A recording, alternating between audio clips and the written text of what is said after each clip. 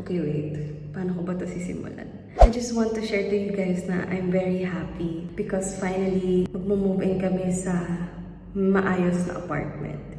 And to give you a context, I've been working as an OFW for almost 4 years already. And nagsistay ako sa maliit na studio kasama yung dad ko.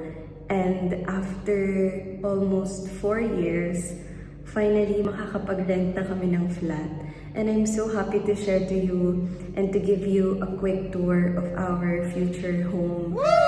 And as an OFW, lalo na sa Middle East, it's really hard to find a very nice and affordable place.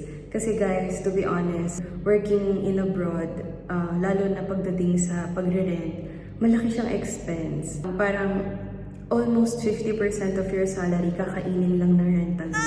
So, ngayon super happy ako na kahit papano, finally, magkakaroon ako ng first ever na solo room ko. Like, first ever in my life, solo room ko. Kasi, usually, meron akong roommate para may ka-share sa rent or kasi yun lang yung mura. And, etong flat na to, nahanap ko to online. And I was very happy nung nakita ko siya, na-feel ko na para talaga siya sa akin. Para talaga siya sa amin, ang family ko. To be honest guys, mahal yung rent dito sa abroad.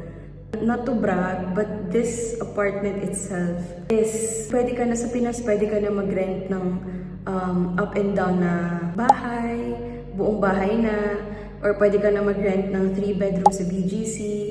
Ganun talaga yung presyohan ng mga flat dito. So, mahal talaga siya. It's really expensive. So, kung plano nyo mag-abroad, kailangan nyo talaga i-make sure na magkakaroon kayo ng maayos na tirahan na kaya natin i-afford. At the same time, makakapag-save pa rin tayo. Kasi yung mga OFW talaga guys, inuuna talaga yung savings. Kaya kami ng dad ko, never talaga kami, hindi naman sa never, pero hindi namin ganun kinoconsider na lumipat sa medyo malaki and medyo mahal na rent. Pero dito kasi nung binisita namin, unang bisita pa lang namin, talagang na-in-love na kami sa lugar. Yung planning, yung everything, yung number ng bathrooms and toilets. So, ipapakita ko ngayon sa inyo lahat ito. And right now, I'm filming sa future bedroom ko. Wow! And super happy ko guys kasi pangarap ko talaga magkaroon ng bedroom na may bathroom. And so, ayun, itutur ko na kayo now. Mag-start tayo sa main door. So, ito yung main door namin. Hindi na siya maliit. Like, at least, kasya na siya. At least 1 meter na siya. And, medyo solid na siya. Like, hindi ka na mangangamba na mawawalan ka ng gamit or what. Kasi dun sa current namin na tirahan, hindi ganun ka-solid yung door. So, mura lang kasi yung rent dun. So, what do we expect? So, pagdating mo dito yung panel, electrical panel switch, and may maliit na space dito. Perfect for shoe rack or a small console or whatever. And then, pagdating mo dito, sa area na to, ito yung living and dining. Kung iisipin nyo, yun na yun. Ganito na kalaki yun. Pero sa aming OFW, yung ganitong space, thankful na kami na may ganito kaming space na ginagalawan kasi super mahal talaga ng rent dito. So sa nakikita nyo, ito pa lang yung furniture dito. Itong table na to, hindi ko to binili ng set. Binili ko to ng part by part. Nahanap ko lang to dining table na to sa Facebook Marketplace. Parang ang presyo niya lang ata is around, kung i-compute mo, sa pesos is around nasa 400, 500 pesos. Pero guys, tignan nyo, solid wood siya. Like, hindi siya MDF, hindi siya laminate. Like, solid wood siya. Kaya nga niisip ko, bakit binibenta ng may-ari na parang itatapon niya. Sabi niya, hindi na daw kasi nila kailangan. So, feeling ko, hindi nila ganun. Well, as an interior designer, nakikita mo yung value ng furniture kahit na luma siya or patapon. Pero sa susunod na video ko na yun i-explain. So, apartment tour muna tayo. Ito naman yung mga chairs na nakita ko din sa Facebook Marketplace. Ang isang peraso is around 300 pesos. 300 to 400 pesos ang isang peraso. So, I bought this from an old lady. Meron siyang cats and lagi niyang kailangan takpan yung furniture niya. Ayaw niya na ng fabric furniture. So, she will switch to wood chairs, wood dining chairs. So, ito, super dumi nila and stained. But nung nakita ko, I feel like kaya ko siyang ayusin, kaya ko siyang linisin. So, ganito siya kadumi, guys. Kung nakikita nyo, like, titigyan nyo yung kung sa unang tingin, ang yucky niya. Pero nung inassemble ko na siya, super, ang ganda, di ba? Like, ang bagay. I really can't wait to decorate it. And, navivision ko na yung gusto kong dining. So, I'm so happy. The dining table that didn't cost me too much. I'm so happy. Lahat ito old and second hand. And nabili ko lang sa super, super cheap price. So, ito ang aming living and dining. Dito plano ko maglagay lang ng maliit na L sofa with a small coffee table maybe. Or maybe dito ko siya ilalagay or i-rotate ko yung dining. I don't know. I-check ko kung paano ko siya aayusin. So, ayan. May magandang window. I'm so happy na finally may window na ako nakikita. Nakikita ko na yung araw. Kasi dun sa current naming place, nakasarado yung mga bintana. Dahil nagkakakitaan sa labas. So, privacy reasons. And may AC, and then the lights. And then here, sa katapat ng main door ay yung powder room. What I like about this powder room is meron siyang corner, small corner, na para sa washing machine. So, kung titignan nyo, sobrang sakto niya para sa washing machine. Meron na siyang own na drain and water supply. So, super fit na fit dyan yung washing machine. Finally, hindi na siya kasama ng bathroom namin. Na minsan matatalsi ka ng tubig, mababasa. So, safe na siya dyan. Hindi na siya kasama ng shower. So, yan. So, this is the powder room. And then, going to the kitchen. Sa left mo, nandito yung kitchen. Yan. So, pagpasok mo, ito yung kitchen. Yan. It's not really a big kitchen. But it's a functional one. And mas maluwag siya sa current namin. So I'm happier.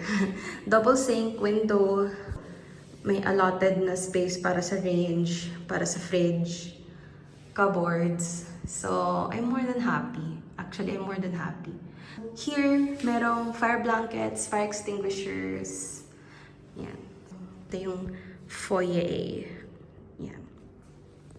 And then going to this side, yung 2 bedrooms. So, dito muna tayo sa bedroom ng parents ko. So, dito, ito yung bedroom nila, soon to be. And may mga iba ng gamit nilagay yung dad ko. May mga guitar snacks, mahilig siya mag-play ng guitar. And, ang ganda. On, window, AC, ang ganda ng plan. Like, meron sila ditong parang maliit na space or vestibule bago yung pinaka-bedroom. Kung titignan nyo, ang ganda ng layout. Pwede pa silang maglagay ng something sa likod ng door. Anyway, ito yung toilet and bath. So, may bathtub, guys. OMG, matutuwa yung parents ko dito. May bathtub, although may staining ng onti yung wall, pero pwede naman yan ipag-grout. And then, shower, toilet, sink, mirror, mirror light, and towel rack. So, ayan, kompleto. Kasi yung current namin na bathroom walang salamin. So, super duper happy with this. And finally, I'm so excited. This is my bedroom. Like, first ever solo bedroom. Like, okay guys, I can't wait to show you. Pa yung door, pero papalinis na lang namin yun sa caretaker. Kasi I think the last tenant, may kids yata sila. So pag open mo, you will be greeted by a generous amount of sunlight from my big window. I mean, this is a big window for me na. Coming from a very small studio apartment, this window is big enough for me. Ito yung room ko. Check ko kung paano ko i-arrange yung bed. Baka dun ko ilagay yung bed ko or dito. Let's see. Single bed lang naman siya. And guys, feeling ko ito lang yung reason kung bakit pinilit ko siyang kuhanin dahil dito sa space na to. And I feel like this is my favorite space in the house. Is yung private attached toilet and bath ko. So let's go in. Yan. Ayan siya. So may kita mo, may bathtub. The water closet, shower, sink, mirror light. Oh my God, guys. Dito ako mag-e-emote. OMG. What I like about this bathroom is yung window. OMG. This is the window. I fell in love with this window. Wow. Inside the bathroom. And itong ledge na to. Like imagine how much things I can put here. I can put plants, all the skincare, everything. And pag sara mo ng pinto, may towel rack, towel bar, rack, whatever, drain. So, oh my God, guys. Ang ganda nitong bathroom. Like, dito talaga ako na in love. Super duper duper duper ganda. So, ayun yung empty apartment tour natin. And hopefully, nagandahan rin kayo sa space as much as I am. And gonna make a next video. Maybe I will turn this into a series para ipakita sa inyo kung anong kinalabasan niya ng pagko-collect ko ng mga second-hand furniture na luma. And I can't wait to make a video about this one. I can't wait to assemble it. Na-envision ko na yung gusto kong mangyari sa dining na to. I really can't wait to show you guys. And thank you so much for watching until the end. Super happy ko. Ayan, like, thank you Lord then. Kasi ginabayan mo kami sa paglipat. Sana maging smooth yung paglilipat namin. And ayun lang. Thank you for watching guys. See you sa next video.